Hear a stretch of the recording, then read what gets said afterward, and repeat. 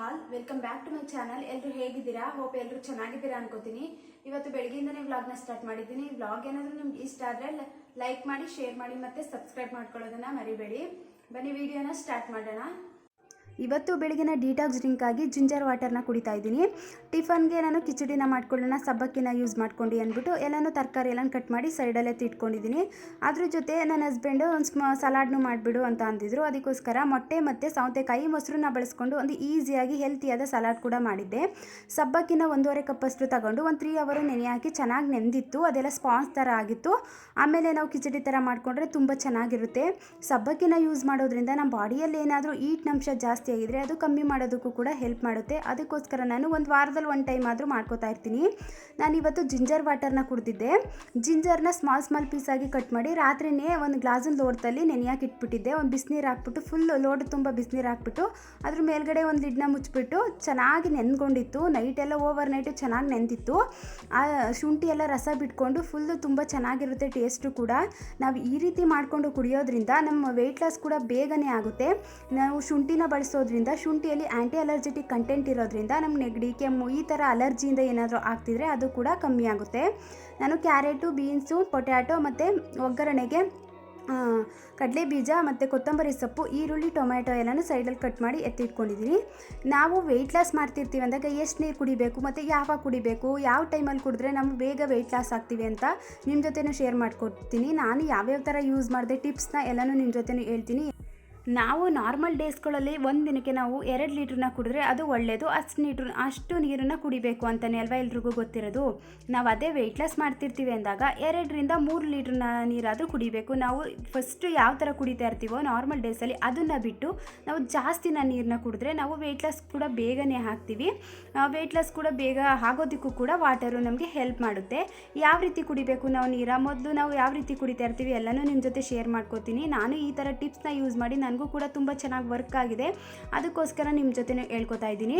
ನಾವು ನೀರನ್ನ ಕುಡಿದು ನಾರ್ಮಲ್ ಡೇಸಲ್ಲೆಲ್ಲ ನಾವು ಯಾವುದೇ ರೀತಿ ವೆಯ್ಟ್ ಲಾಸ್ ಮಾಡ್ತಿಲ್ಲ ಅನ್ನೋವಾಗ ನಾವು ಯಾವ್ಯಾವಾಗ ಬೇಕೋ ಆವಾಗಲೇ ನೀರನ್ನ ಕುಡಿದ್ಬಿಡ್ತೀವಿ. ಮತ್ತು ಊಟ ಆದಮೇಲೆ ಜಾಸ್ತಿ ನೀರನ್ನ ಕುಡಿದ್ಬಿಡ್ತೀವಿ ಅಲ್ವಾ. ಜಾಸ್ತಿ ಊಟನ ಮಾಡಿಬಿಡ್ತೀವಿ, ನೀರನ್ನ ಆಮೇಲೆ ಕುಡಿದ್ಬಿಡ್ತೀವಿ. ಹೊಟ್ಟೆ ತುಂಬ ಫಸ್ಟ್ ಊಟ ಮಾಡಿಬಿಟ್ಟು ನೀರನ್ನ ಊಟ ಎಲ್ಲ ಆದಮೇಲೆ ಕುಡಿತೀವಿ. ಅದನ್ನು ಬಿಟ್ಬಿಟ್ಟು ನಾವೇನಾದರೂ ವೆಯ್ಟ್ ಲಾಸ್ನ ಮಾಡ್ತಿದ್ದೀವಿ ಅಂದಾಗ ಊಟಕ್ಕಿಂತ ಮುಂಚೆ ನೀರನ್ನ ಕುಡಿಬೇಕು. ಊಟ ಮಾಡೋದು ಒಂದು 15 ನಿಮಿಷ ಅನ್ನುವಂಗೆ ನಾವು 1 ಗ್ಲಾಸ್ ವಾಟರ್ನ ಕುಡಿದ್ಬಿಟ್ರೆ ನಮಗೆ ಹೊಟ್ಟೆ ಫುಲ್ ಆದಂಗೆ ಆಗಿಬಿಡುತ್ತೆ. ಒಂದು 15 ನಿಮಿಷ ಮುಂಚೆನೇ ಈ ರೀತಿ ನಾವು ನೀರನ್ನ ಕುಡಿದ್ಬಿಟ್ರೆ ನಮಗೆ ಊಟ ಮಾಡಬೇಕು ಅಂತ ಜಾಸ್ತಿ ಅನಿಸೋದಿಲ್ಲ. ನಾವು ಯಾವಾಗ ಊಟದ ಮುಂಚೆನೇ ಕುಡಿದ್ಬಿಡ್ತೀವಿ ಹೊಟ್ಟೆ ಫುಲ್ ಆಗಿಬಿಡುತ್ತೆ ನಮಗೆ ವಾಟರೇ.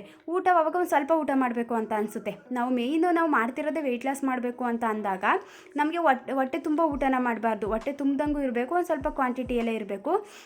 ನೀರಿನ ಜಾಸ್ತಿ ಕುಡಿಯೋದ್ರಿಂದ ನಮಗೆ ಊಟ ಕಮ್ಮಿಯಾಗಿ ತಿನ್ನಬೇಕು ಅನಿಸುತ್ತೆ. ನಮ್ಮ ವೆಯ್ಟ್ ಲಾಸ್ಗೂ ಕೂಡ ಹೆಲ್ಪ್ ಆಗುತ್ತೆ. ನಾವು ಯಾವಾಗ ನಮ್ಮ ಬಾಡಿಗೆ ನಾವು ಊಟನ ಜಾಸ್ತಿ ಕೊಡೋದಿಲ್ಲ ಮತ್ತು ಮೀಡಿಯಮ್ ಆಗಿ ಇನ್ನೂ ಒಂದು ಸ್ವಲ್ಪ ತಿನ್ನಬೇಕು ಅನಿಸುತ್ತೆ ಆ ಥರ ಇರ್ತೀವಿ ಅಂತ ಅಂದಾಗ ನಮ್ಮ ಬಾಡಿಯಲ್ಲಿ ಶೇಖರಣೆ ಆಗಿರುವಂಥ ಕೊಬ್ಬಿನಂಶ ಎನರ್ಜಿಯಾಗಿ ಕನ್ವರ್ಟ್ ಆಗಿ ಬೇಗ ನಮ್ಮ ಫ್ಯಾಟು ಕರಗಲಿಕ್ಕೆ ಅದು ಹೆಲ್ಪ್ ಆಗುತ್ತೆ. ಆಟೋಮ್ಯಾಟಿಕಲಿ ನಮ್ಗೆ ಗೊತ್ತಿಲ್ಲದೇ ನಾವು ವೆಯ್ಟ್ ಲಾಸ್ನ ಆಗೋದಕ್ಕೂ ಇದು ಹೆಲ್ಪ್ ಆಗಿಬಿಡುತ್ತೆ ನಮಗೆ. ಅದಕ್ಕೋಸ್ಕರ ನಾವು ನೀರನ್ನು ಊಟಕ್ಕಿಂತ ಮುಂಚೆ ಕುಡಿದ್ರೆ ವೆಯ್ಟ್ ಲಾಸ್ ಮಾಡೋದಕ್ಕೂ ಹೆಲ್ಪ್ ಆಗುತ್ತೆ.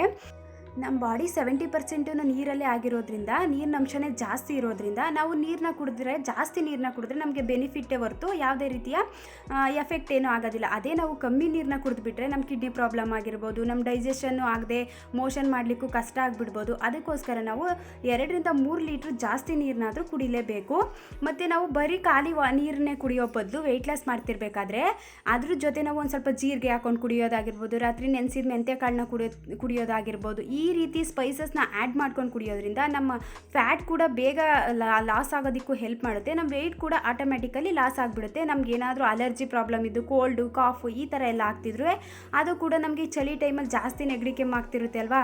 ಅದಕ್ಕೂ ಕೂಡ ಈ ಥರ ನಾವು ಕುಡಿಯೋದ್ರಿಂದ ಸ್ಪೈಸಸ್ನ ಆ್ಯಡ್ ಮಾಡಿಕೊಂಡು ಇದು ತುಂಬ ಹೆಲ್ಪ್ ಆಗುತ್ತೆ. ಮತ್ತು ನಾವು ಜೀರಾ ವಾಟರ್ನ ಕುಡಿಯೋದ್ರಿಂದ ನಮ್ಮ ಗ್ಯಾಸ್ಟ್ರಿಕ್ ಪ್ರಾಬ್ಲಮ್ ಇದ್ದರೆ ಒಬ್ಬೊಬ್ಬರು ಗ್ಯಾಸ್ಟ್ರಿಕ್ ಇದನ್ನು ದಪ್ಪ ಆಗಿಬಿಟ್ಟಿರ್ತಾರೆ, ಅದು ಕೂಡ ರಿಲೀಸ್ ಆಗಿ ಗ್ಯಾಸ್ ಕೂಡ ಈಸಿಯಾಗಿ ರಿಲೀಸ್ ಆಗಿ ನಮ್ಮ ಗ್ಯಾಸ್ಟ್ರಿಕ್ ಪ್ರಾಬ್ಲಮ್ ಕೂಡ ಕಮ್ಮಿ ಆಗುತ್ತೆ.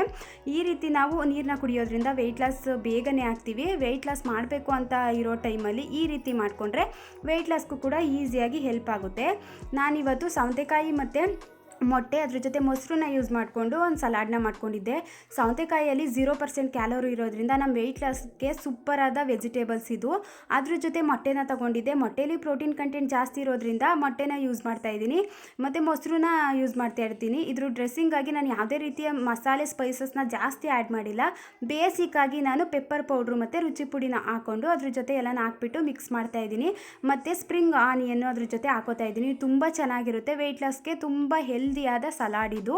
ಈ ಥರ ಮಾಡಿಕೊಂಡ್ರೆ ನನ್ನ ಹಸ್ಬೆಂಡ್ಗೆ ಯಾವ್ದಾದ್ರು ಈ ಥರ ಸಲಾಡ್ ಅಂದರೆ ತುಂಬ ಇಷ್ಟ, ಅದಕ್ಕೋಸ್ಕರ ಅವ್ರಿಗೆ ಅಂತ ಅಂದ್ಬಿಟ್ಟು ಈ ಥರ ಮಾಡಿಕೊಡ್ತಾ ಇದ್ದೀನಿ.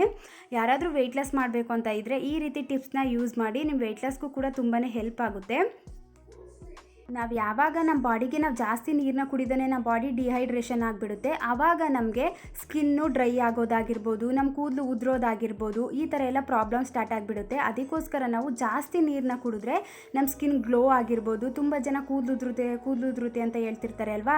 ನಾವು ಅತಿ ಹೆಚ್ಚು ನೀರನ್ನ ಕುಡಿದ್ರೆ ನಮ್ಮ ಬಾಡಿ ಯಾವುದೇ ರೀತಿ ಡಿಹೈಡ್ರೇಷನ್ ಆಗದೆ ನಮ್ಮ ಕೂದಲು ತುಂಬ ಚೆನ್ನಾಗಿರುತ್ತೆ ಮತ್ತು ಬೆಳೆಯೋದಕ್ಕೂ ಯೂಸ್ ಆಗುತ್ತೆ. ಈ ರೀತಿಯಾದ ಹೆಲ್ತಿ ಟಿಪ್ಸ್ನ ಕೊಟ್ಟಿದ್ದೀನಿ. ಈ ವಿಡಿಯೋ ನಿಮ್ಗೆ ಏನಾದರೂ ಇಷ್ಟ ಆದರೆ ಸಬ್ಸ್ಕ್ರೈಬ್ ಮಾಡ್ಕೊಳ್ಳಿ.